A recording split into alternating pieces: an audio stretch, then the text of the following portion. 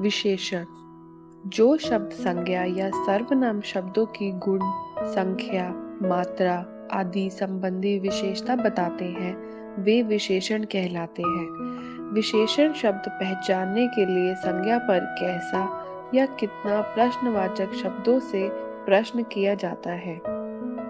जैसे काली गाय, कैसी गाय, काली।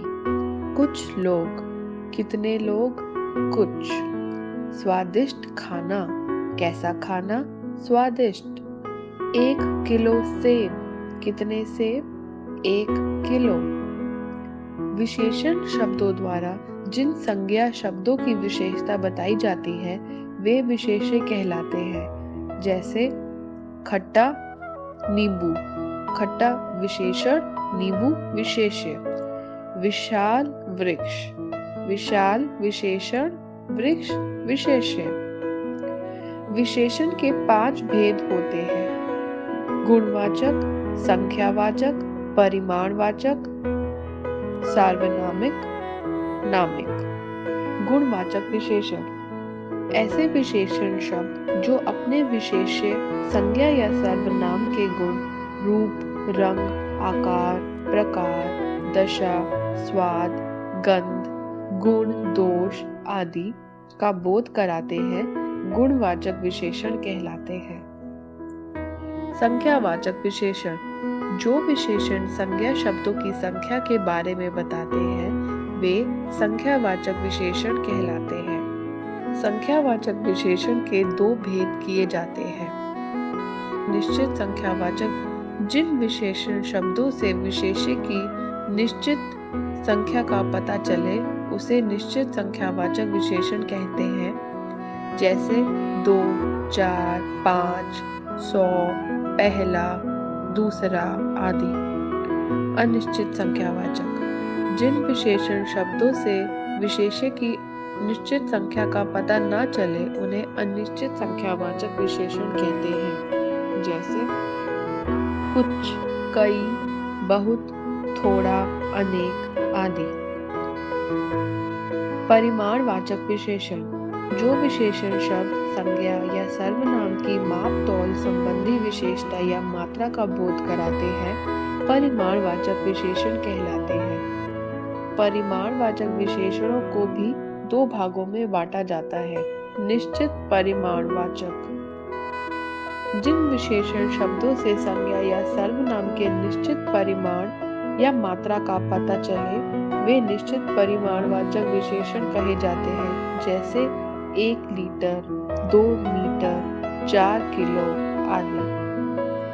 अनिश्चित परिमाणवाचक जिन विशेषण शब्दों से संज्ञा, सर्वनाम के निश्चित परिमाण का पता न चले वे अनिश्चित परिमाणवाचक विशेषण कहलाते हैं। जैसे कुछ, थोड़ा, बहुत आदि। संख्यावाचक विशेषणों के विशेष्यों को गिना जा सकता है जबकि परिमाणवाचक विशेषणों के विशेष्यों को गिना नहीं जा सकता। जैसे संख्यावाचक विशेषण कुछ लोग, बहुत बच्चे। परिमाणवाचक विशेषण कुछ सामान, बहुत भोजन। सार्वनामिक विशेषण जो सर्वनाम शब्द विशेषण शब्द के स्थान पर प्रयुक्त होकर किसी संज्ञा की विशेषता बताने का कार्य करने लगते हैं तब वे सर्वनाम नहीं रह जाते बल्कि विशेषण का कार्य करने के कारण विशेषण बन जाते हैं। ऐसे विशेषणों को सार्वनामिक विशेषण कहा जाता है। नामिक विशेषण जिस तरह सर्वनाम शब्द संज्ञा शब्दों की विशेषता बताने के कारण विशेषण बन जाते हैं उसी तरह वाक्यों में कुछ संज्ञा शब्द भी अन्य संज्ञा शब्दों की विशेषता बताने का कार्य करते हैं। आप जानते ही हैं कि संज्ञा को नाम भी कहा जाता है, अतः ऐसे विशेषणों को नामिक विशेषण कहा जाता है। जैसे सोने के कंगन में सोने के पद कंगन की विशेषता बता रहा है। सर्वनाम तथा सार्वनामिक विशेषण में अंतर। यदि सर्वनाम किसी संज्ञा शब्द के स्थान पर आते हैं तब वे सर्वनाम कहलाते हैं। पर यदि सर्वनाम अपना कार्य छोड़कर संज्ञा की विशेष बताने लगते हैं तब वे सार्वनामिक विशेषण कहलाते हैं।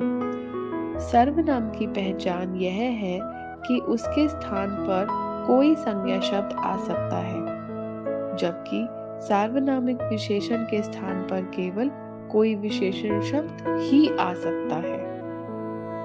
संख्यावाचक विशेषणों की संज्ञाओं को गिना जा सकता है, जबकि परिमाणवाचक विशेषणों की संज्ञाओं को गिना नहीं जा सकता। विशेषण केवल संज्ञा या सर्वनाम की ही विशेषता नहीं बताते, बल्कि विशेषणों की भी विशेषता बताते हैं। ऐसे विशेषणों को प्रविशेषण कहते हैं। यह प्रविशेषण सदा विशेषण के पूर्व आते हैं। विशेषण के लिंग, पुरुष और वचन विशेष्य के अनुरूप ही होते हैं। हमने सीखा, संज्ञा या सर्वनाम की विशेषता बताने वाले शब्द विशेषण कहलाते हैं। जिस संज्ञा या सर्वनाम शब्द की विशेषता बताई जाए उसे विशेष्य कहते हैं।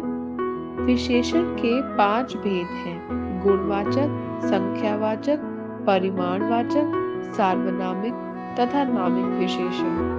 रूप, आकार, दशा, गुण आदि बताने वाले विशेषण गुणवाचक विशेषण कहलाते हैं। संख्या बताने वाले विशेषण संख्यावाचक विशेषण कहलाते हैं। माप, तौल बताने वाले विशेषण परिमाणवाचक विशेषण कहलाते हैं। जब सर्वनाम शब्द संज्ञा से पहले लगकर उसकी विशेषता बताने का कार्य करते हैं तब वे सार्वनामिक विशेषण कहलाते हैं। जब संज्ञा शब्द किसी दूसरी संज्ञा की विशेषता बताते हैं तो उन्हें नामिक विशेषण कहते हैं।